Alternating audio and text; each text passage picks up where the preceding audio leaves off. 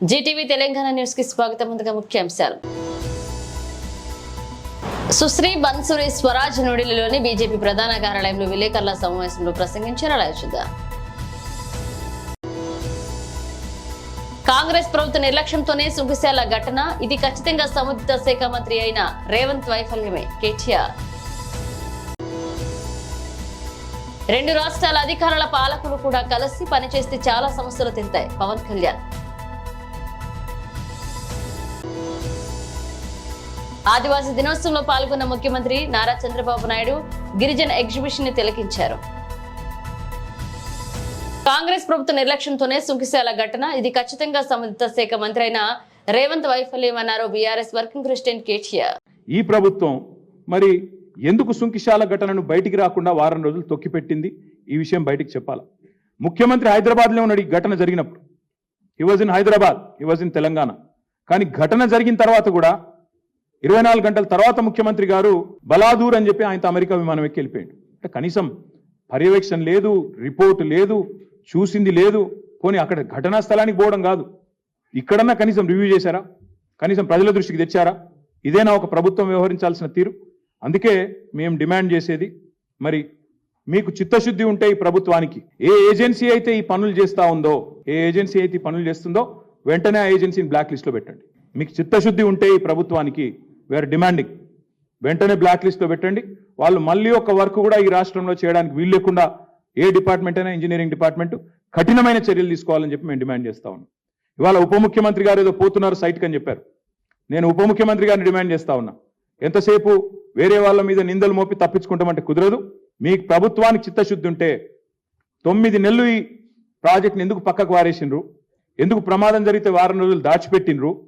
ఎందుకు social media ద్వారా బయటికి వచ్చిన తర్వాత ఎందుకు మీ ప్రభుత్వం ఇవాళ దిద్దుబాటు చర్యల్లో భాగంగా కేసీఆర్ ప్రభుత్వం మీద నిందలేస్తున్నదో చెప్పాలి.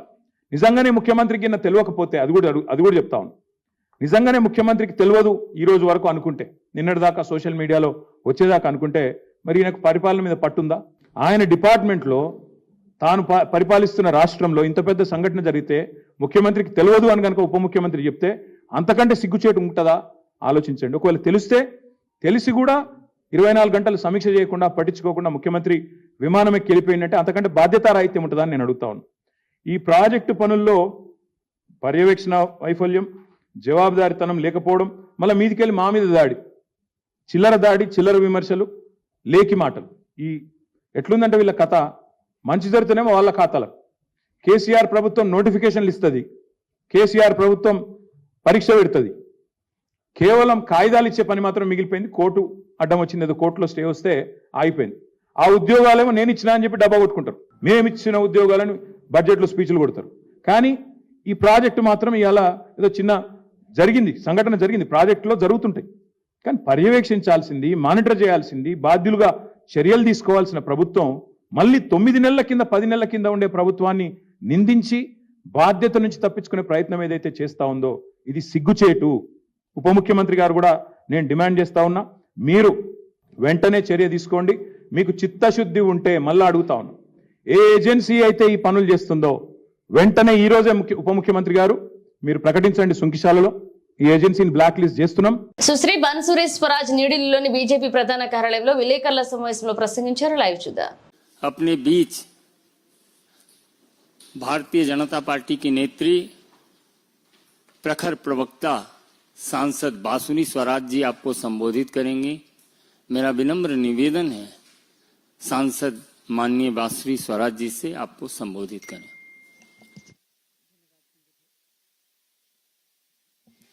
धन्यवाद संजय भाई.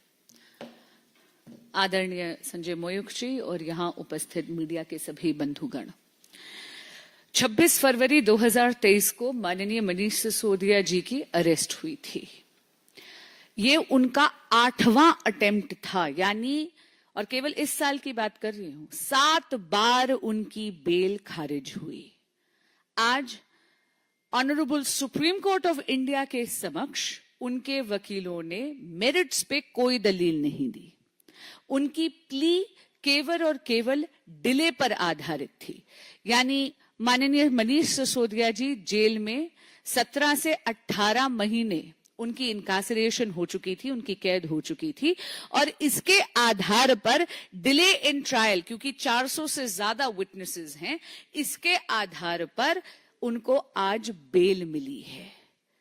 लेकिन इस बेल का अर्थ क्या है? मैं जानती हूं कि आज आम आदमी पार्टी के ऑफिस में हर्षोल्लास का माहौल है, स्वाभाविक सी बात है, लेकिन आपके माध्यम से जो वो बार बार जनता को भ्रमित करने का प्रयास कर रहे हैं, उस भ्रम को जरा मैं दूर कर दूं। इसका अर्थ ये नहीं है कि सिसोदिया जी अपराध मुक्त हैं, वो अभी भी अभियुक्त हैं और उनकी जवाबदेही कोर्ट ऑफ लॉ में बनेगी दिल्ली की जनता के साथ विश्वासघात करने की। माननीय मनीष सिसोदिया जी ऐसे दिल्ली के शिक्षा मंत्री हैं जो दिल्ली की बच्चों को, दिल्ली की जनरेशन को पाठशाला से मधुशाला तक ले जाने का पाप कर चुके हैं। आज जो बेल मिली है उसमें आप ये देखिए कि चार्जशीट में क्या क्या चीजें उनके खिलाफ हैं। चार्जशीट में यह बोला गया है कि 170 से ज्यादा फोन सिसोदिया जी के आदेश पर तोड़े गए थे, यह बोला गया है। और यह तो फाइंडिंग है कोर्ट की। ट्रायल कोर्ट ने कहा कि लिकर स्कैम के वो प्राइमा फेसी आर्किटेक्ट हैं, यानी शिल्पकार हैं शराब घोटाले के। खुद सुप्रीम कोर्ट ने यह पाया है कि 338 करोड़ का मनी ट्रांजैक्शन इन्वॉल्व्ड है। उनको यह बोला गया कि उनको अपना पासपोर्ट सरेंडर करना है। उनको यह बोला गया कि हर मंडे जाकर उनको पुलिस के समक्ष पेश होना है। हां, इतना जरूर कहूंगी कि जब 17 महीने कैद में हो जाते हैं तो बेल मिलना बहुत स्वाभाविक बात है। इसका अर्थ कतई ही नहीं है कि वो अपराध मुक्त हैं। दिल्ली की जनता के साथ आम आदमी पार्टी की नेतृत्व ने, खुद माननीय मनीष सिसोदिया जी ने, माननीय मुख्यमंत्री अरविंद केजरीवाल जी ने घोटाले पे घोटाला करा है, विश्वासघात पर विश्वासघात करा है। शराब घोटाला तो एक लंबी श्रृंखला का केवल एक अंग है। शराब घोटाला, क्लासरूम घोटाला, दिल्ली में जल बोर्ड का घोटाला, पैनिक बटन का घोटाला। अगर आपके सामने मैं एक पूरी लिस्ट दूं तो सुबह से शाम हो जाए। माननीय मनीष सिसोदिया जी को आज जो ये बेल मिली है, ये एक प्रोसीजरल ऑर्डर है। सर्वोच्च न्यायालय के इस निर्णय का तो भारतीय जनता पार्टी स्वागत करती है, लेकिन इतना जरूर कहेगी कि माननीय मनीष सिसोदिया जी की दिल्ली की जनता के प्रति और कोर्ट ऑफ लॉ में जवाबदेही बरकरार रहती है। धन्यवाद। कोई क्वेश्चन हो तो आप ले सकते हैं। Avinash, India TV.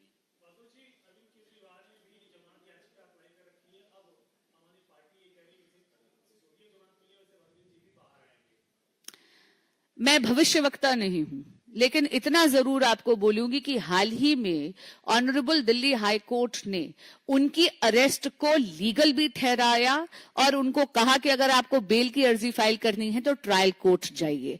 और ऑनरेबल दिल्ली हाई कोर्ट की जो ऑब्जर्वेशन थी वो ये थी कि इन्वेस्टिगेटिंग एजेंसीज के पास जस्टिफाइबल रीजंस हैं उनको अरेस्ट करने की।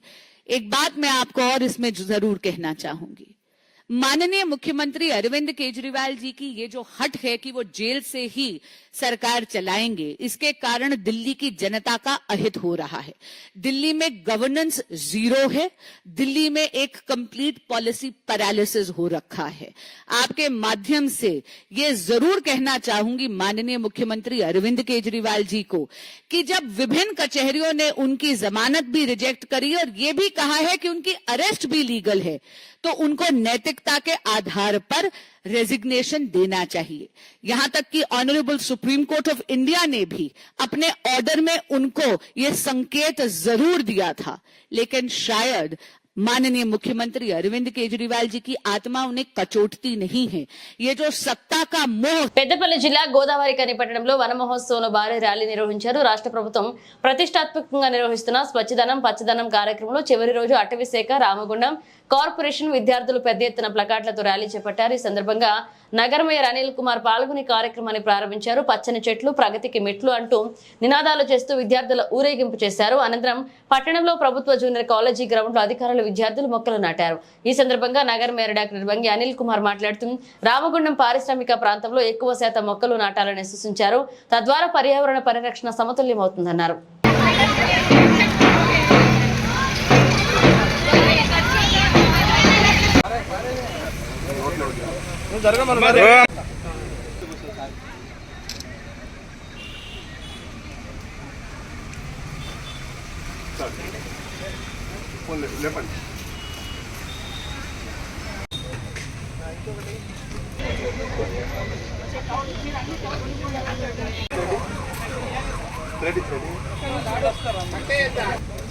ఇంక సరిపోతులే చిన్న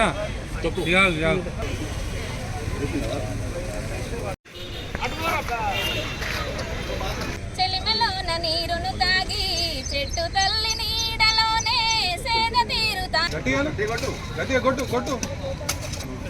ప్రభుత్వం తెలంగాణ ప్రభుత్వం ప్రతిష్టాత్మకంగా చేపట్టిన పచ్చదనం స్వచ్ఛదనం కార్యక్రమంలో భాగంగా ఈ నెల 5వ తారీఖు నుంచి కార్యక్రమాలు మొదలైనవి.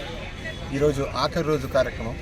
ఈ కార్యక్రమానికి ముఖ్య అతిథులుగా చేసిన మన కమిషనర్ గారికి, అలాగే మన ఫారెస్ట్ డిపార్ట్మెంట్ అధికారుల గారికి, అలాగే ప్రిన్సిపల్ గారికి, అలాగే ఈ కార్యక్రమం మనకు స్వచ్ఛంగా పాల్గొని ఈ కార్యక్రమాన్ని విజయవంతానికి ఇష్టపడిన మన ఎమ్మెల్యే గారి ఆధ్వర్యంలో, మక్కన్ సింగ్ గారి ఆధ్వర్యంలో, అలాగే మన మినిస్టర్ గారు దుద్దుల శ్రీధర్ బాబు గారి సహకారంతో ఈరోజు ఈ కార్యక్రమం విజయవంతం చేయడం జరుగుతున్నది.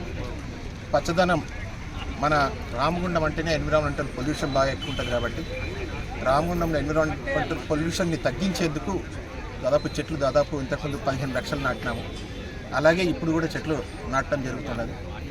చెట్లని కాపాడుకోవాలి. చెట్లు నాటడమే కాదు, చెట్లను కాపాడుకొని దాన్ని పెంచి పెద్ద చేసేటట్టు, ఏదైతే చిన్నపిల్లలు ఎట్లా పెద్ద చేస్తామో అట్లా పెద్ద చేసేటట్టు చూడాలి. అలాగే కమిషనర్ గారు చెప్పినట్టు రోడ్ల మీద డ్రైన్లలో చెత్త పడేయకుండా మన పరిసరాలు మనము శుభ్రంగా ఉంచుకొని, ఇప్పుడు వచ్చే చాలామందికి ఇప్పుడు విషజ్వరాలు వస్తున్నాయి కాబట్టి దాన్ని నివారణ చేసేందుకు మన వంతు ప్రయత్నము, మన ప్రజల ప్రయత్నము, రామగుండం ప్రజలు సహకరించి చేస్తే మనకు రోగాలు కూడా తగ్గుతాయి. కాబట్టి అందరూ కలిసికట్టుగా చేసి ఈ కార్యక్రమాన్ని విజయవంతం చేసినందుకు ప్రతి ఒక్కరికి ధన్యవాదాలు. తెలంగాణ ప్రభుత్వం ప్రతిష్టాత్మకంగా చేపట్టినటువంటి స్వచ్ఛదనం పచ్చదనం కార్యక్రమంలో భాగంగా మరి ఆగస్టు 5వ తారీఖు నుండి 9వ తారీఖు వరకు ప్రతిరోజు కూడా ఏదో ఒక కార్యక్రమం, ప్రత్యేక కార్యక్రమాలు చేసుకుంటూ రావడం జరుగుతుంది. మరి దానిలో భాగంగా ఈరోజు ఆగస్టు 9 రోజు మరి ముగింపు స్వచ్ఛదనం పచ్చదనం ముగింపు ర్యాలీలో భాగంగా మున్సిపల్ కార్యాలయం నుండి exhibition ground, junior college ground వరకు కూడా ర్యాలీ నిర్వహించడం జరిగింది. మరి ఈ కార్యక్రమంలో గౌరవ మేయర్ గారు, కార్పొరేటర్లు, అలాగే విద్యార్థులు, మెప్మా సిబ్బంది, తర్వాత మున్సిపల్ సిబ్బంది అందరూ పాల్గొనడం జరిగింది. ఈరోజు శుక్రవారం కాబట్టి ఈరోజు కూడా ప్రతి వార్డులో గౌరవ కార్పొరేటర్లతోటి వార్డు అధికారులు, వైద్య సిబ్బంది, అలాగే మెప్మా సిబ్బంది అందరూ కూడా ఇంటింటికి తిరిగి డ్రై డే కార్యక్రమాన్ని కూడా నిర్వహించడం జరుగుతుంది. ఈ అన్ని కార్యక్రమాల ముఖ్య ఉద్దేశం ఏంటంటే ప్రతి ఒక్క కార్యక్రమంలో ప్రజలు భాగస్వామ్యం కావాలి. ప్రజలందరూ కూడా తమ వంతుగా తమ పరిసరాలు పరిశుభ్రంగా ఉంచుకునే విధంగా వాళ్ళు కూడా మున్సిపాలిటీకి సహకరించాలి. ఎవరు కూడా చెత్త రోడ్ల మీద డ్రైన్లలో పడేయకుండా మున్సిపల్ వాహనాలకి అందించాలి. అలాగే ఈ సీజనల్ వ్యాధులు వస్తుంటాయి కాబట్టి ఇంటి చుట్టూ పరిసరాల్లో నీళ్లు నిల్వ ఉండకుండా, దోమలు పెరగకుండా కూడా అందరూ తమ వంతుగా కర్తవ్యం నిర్వహిస్తూ మనకు సీజనల్ వ్యాధులు ప్రబలకుండా పట్టణంలో అందరూ సహకరించాలని కోరడం జరుగుతుంది. గజ్వేల్ పట్టణ శాఖ బీజేపీ ఆధ్వర్యంలో గజ్వేల్ ప్రజ్ఞాపూర్ మున్సిపాలిటీ పరిధిలో ఉన్నటువంటి చెరువులు, కుంటలు నీరు లేక వాటి కింద సాగులో ఉన్న వ్యవసాయ భూములకు నీరు సదుపాయం లేకుండా పోయింది. తెలంగాణ ప్రభుత్వం ప్రతిష్టాత్మకంగా తీసుకున్న నీళ్లు, నిధులు, నియామకాలలో మొదటి అంశం నీళ్లు సరఫరా విషయంలో విఫలమైందని భావిస్తూ రాష్ట్ర ప్రభుత్వం దీని మీద ప్రత్యేకమైన దృష్టి పెట్టి తక్షణమే నీటిని విడుదల చేసి చెరువు కుంటలు నింపే విధంగా Gajwel integrated office irrigation department executive engineering శాఖ అధికారి జానకిరామ్ బీజేపీ గజ్వేల్ పట్టణ కమిటీ నాయకులు వినతి పత్రాన్ని సమర్పించారు. సంబంధించినటువంటి రైతుల భూములలో సాగు నీరు లేకపోవడం ఈరోజు ఇది చర్చనీయాంశమైన అంశం. కాబట్టి వెంటనే ఈరోజు ప్రాజెక్టుల గురించి భూములే కాదు, గజ్వేలి రైతులు కాలువల గురించి కూడా భూములు పోగొట్టుకొని ఈరోజు మాకు నీళ్ళు వస్తాయనే ఆశతోని ఈరోజు వాళ్ళు భూములు వదులుకున్నారు. అట్లాంటి వదులుకున్న రైతులకు ఈరోజు నీళ్ళు ఇవ్వకపోవడం దీన్ని మేము తీవ్రంగా ఖండిస్తా ఉన్నాం. వెంటనే ఈరోజు గత బీఆర్ఎస్ ప్రభుత్వం కూడా ఈరోజు నీళ్లను గజ్వేల్కి ఇవ్వడంలో మొహం చాటేసింది. ఈ కాంగ్రెస్ ప్రభుత్వం అయినా ఖచ్చితంగా వెంటనే ఈరోజు మల్లన్న సాగర్, కొండపోచమ్మ సాగర్లకు నీళ్ళిచ్చి ఇదే విధంగా ఏదైతే గజ్వేల్ నియోజకవర్గంలో కాలువలు ఉన్నాయో ఆ కాలువల వెంట ఈరోజు పట్టణంలో ఉన్న మున్సిపాలిటీ పరిధిలో ఉన్న చెరువులు, కుంటలు ఏదైతే క్యాసారము, పెజ్ఞాపూరు, ముట్రాజిపల్లి, పాండవుల చెరువు ఇట్లా అనేకమైన చెరువులు, కుంటలు గజ్వేల్ పట్టణ పరిధిలో ఉన్నాయి. కాబట్టి ఖచ్చితంగా ఆ కుంటల పరిధిలో కింద సాగు ఉన్న భూములలో ఈరోజు నీరు శాతం తక్కువగా ఉంది. కాబట్టి ఖచ్చితంగా వెంటనే ఈ యొక్క కుంటలను, చెరువులను నింపుతూ అదేవిధంగా మల్లన్న సాగర్, కొండపోచమ్మ సాగర్లో నీళ్లు నింపాలని చెప్పి మేము భారతీయ జనతా పార్టీ పక్షాన డిమాండ్ చేస్తా ఉన్నాం. దాంట్లో భాగంగా ఈరోజు పట్టణ శాఖ ఆధ్వర్యంలో ఈరోజు ఏదైతే ఇరిగేషన్ ఎగ్జిక్యూటివ్ గారికి, ఈ గారికి మేము వినతి పత్రాన్ని ఇవ్వడం జరిగింది. కావున వెంటనే ఈ ప్రభుత్వం చర్యలు తీసుకొని నీళ్లు విడుదల చేయాలని చెప్పి మేము డిమాండ్ చేస్తా ఉన్నాం. భారత్ మాతా కీ జై, భారత్ మాతా కీ జై, భారత్ మాతా కీ జై, జై బీజేపీ, జై బీజేపీ, భారత్ మాతా కీ జై, భారత్ మాతా కీ జై, జై శ్రీరామ్, జై శ్రీరామ్. మేడ్చల్ మల్కాజ్గిరి జిల్లా మేడిపల్ల పీర్జాదిగూడ కార్పొరేషన్ మేయర్ జక్కా వెంకటరెడ్డిపై నేడు అవిశ్వాస తీర్మానం కీసర ఆర్డీఓ వెంకట ఉపేందర్ రెడ్డి సమక్షంలో జరిగే పీర్జాదిగూడ కార్పొరేషన్ ప్రత్యేక కౌన్సిల్ సమావేశంలో మేయర్ జక్కా వెంకటరెడ్డిపై కాంగ్రెస్ పార్టీ కార్పొరేటర్లు ప్రవేశపెట్టనున్న అవిశ్వాస తీర్మానం.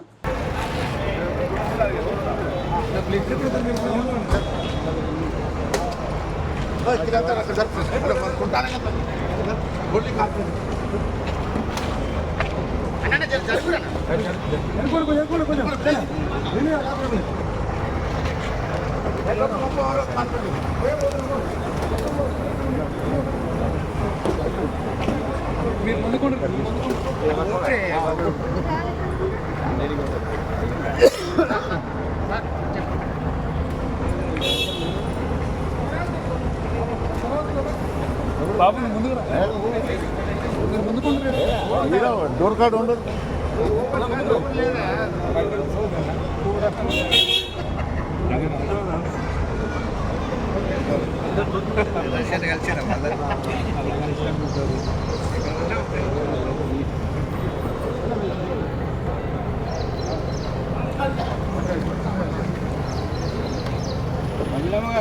మేడం నమస్కారం.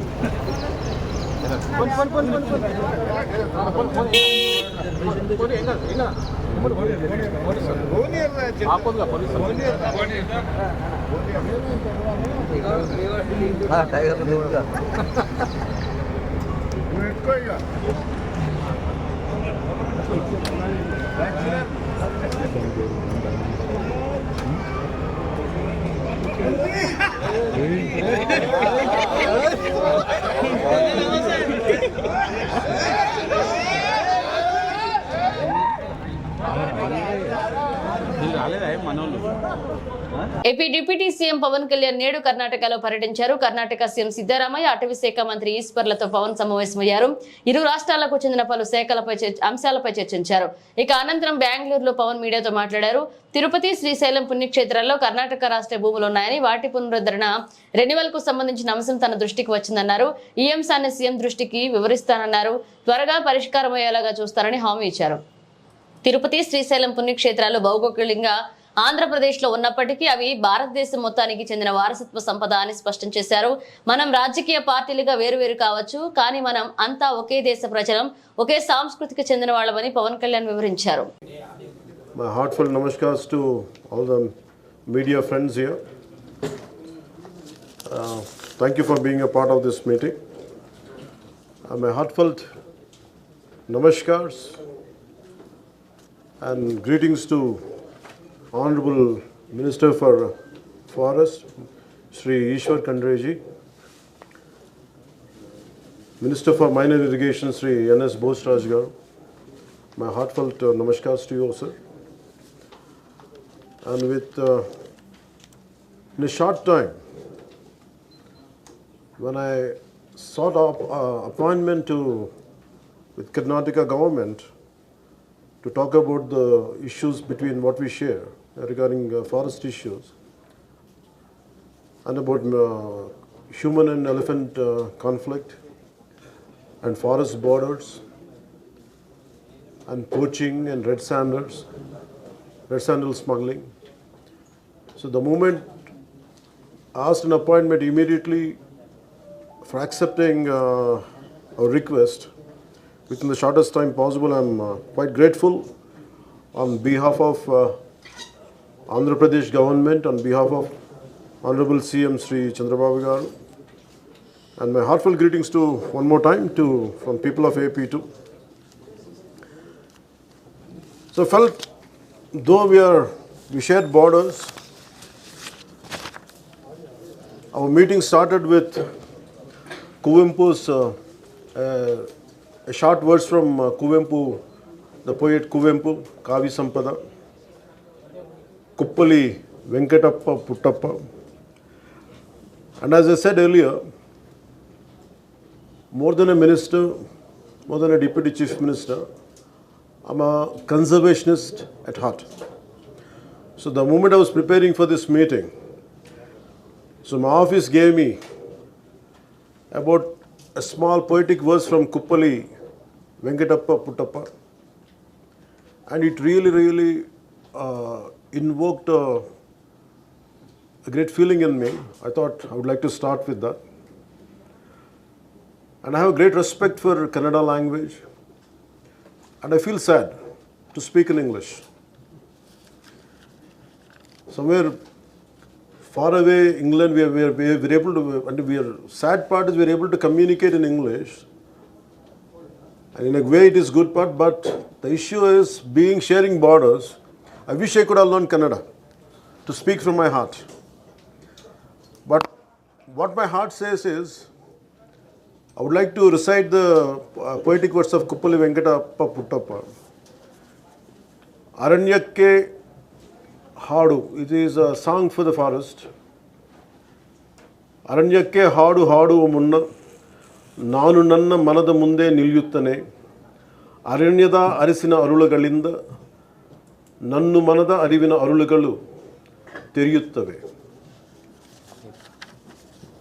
And to make it a little simple translation in English, before singing a song for the forest, I stand before my ఆదివాసీ దినోత్సవంలో పాల్గొన్నారు ముఖ్యమంత్రి. గిరిజన ఎగ్జిబిషన్ తిలకించారు. ఉత్పత్తులు పండించడానికి తయారు చేయడానికి గిరిజనులు ఎదుర్కొంటున్న ఇబ్బందులను ముఖ్యమంత్రి అడిగి తెలుసుకున్నారు. సమస్యలు పరిష్కరించి అండగా ఉంటామని ముఖ్యమంత్రి హామీ ఇచ్చారు. గిరిజన ఉత్పత్తులను కొనుగోలు చేసి ముఖ్యమంత్రి వారికి ఉత్సాహపరిచారు.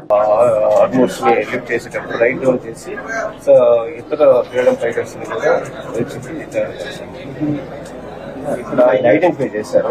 మేజర్ గుడాలు స్పాట్ చేసి ఆయన ఐడెంటిఫై చేసి అక్కడ రాజేంద్ర పాలెంలో ఆయన మేజర్ గుడాలు అనేటువంటి షార్ట్ చేశారు. మ్యూజికల్ ఇన్స్ట్రుమెంట్స్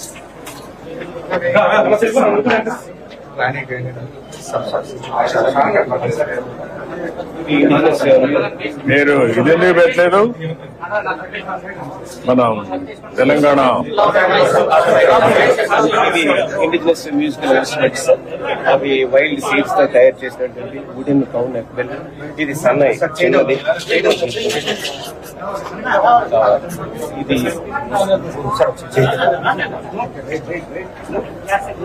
రణసింగ అంటారు సార్. పెద్ద పెద్ద ఫెస్టివల్ ఇదే మోడర్నైజేషన్ అంతా వీళ్ళకి కూడా వచ్చి వాళ్ళు కూడా అడాప్ట్ చేశారు. ప్లేన్ ఏరియాలో మాదిగా కూడా అదే పెట్టుకున్నాం సార్. ఇవి మన రామ్ గారు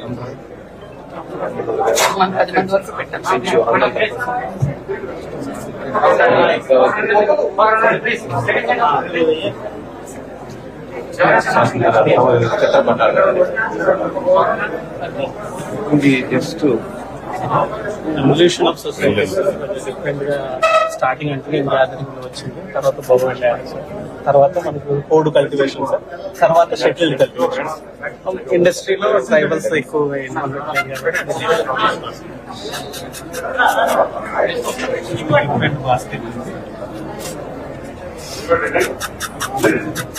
ఇవి wide range of basket sir.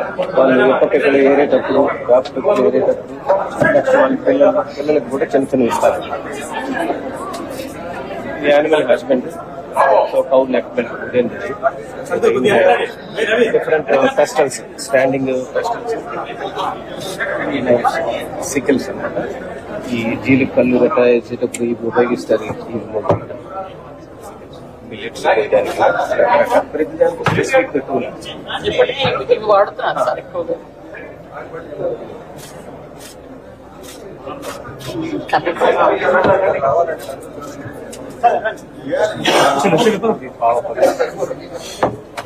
వర్షాకాలంలో వాడే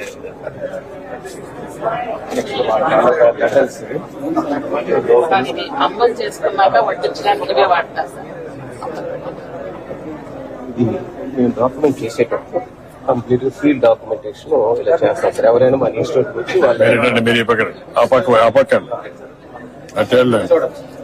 ఇది సాలిడ్ డ్రైవర్లోనే వారం కూడా ప్రాంతంలో చేసేది.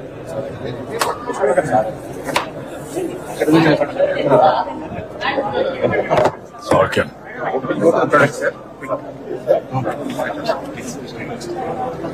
నమస్కారం.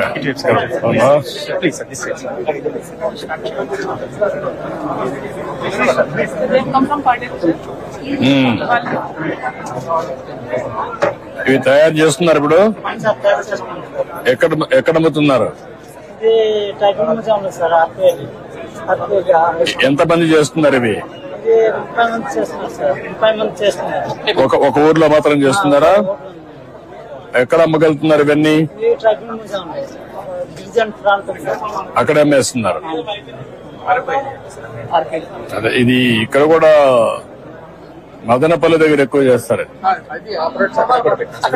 మదనపల్లి వాళ్ళు గిరిజనులు కాదనుకుంటా, మామూలు కూడా.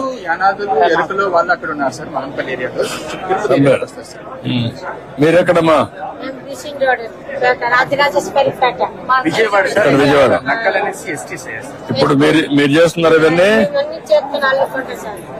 ఇప్పుడు కూడా చేస్తున్నారా? బులెటిన్ ముగించే ముందు హెడ్లైన్స్ మరోసారి. సుశ్రీ బన్సురి స్వరాజ్ న్యూఢిల్లీలోని బీజేపీ ప్రధాన కార్యాలయంలో విలేకరుల సమావేశంలో ప్రసంగించారు. అలా చూద్దాం. కాంగ్రెస్ ప్రభుత్వ నిర్లక్ష్యంతోనే సుంకిశాల ఘటన, ఇది ఖచ్చితంగా సముద్ర శాఖ మంత్రి అయిన రేవంత్ వైఫల్యమే కేటీఆర్. 2 రాష్ట్రాల అధికారుల పాలకులు కూడా కలిసి పనిచేస్తే చాలా సమస్యలు తీరుతాయి పవన్ కళ్యాణ్. ఆదివాసీ దినోత్సవంలో పాల్గొన్న ముఖ్యమంత్రి నారా చంద్రబాబు నాయుడు గిరిజన ఎగ్జిబిషన్ ని తిలకించారు. ఈ బులెటిన్ అప్డేట్స్ మళ్ళీ కలుద్దాం.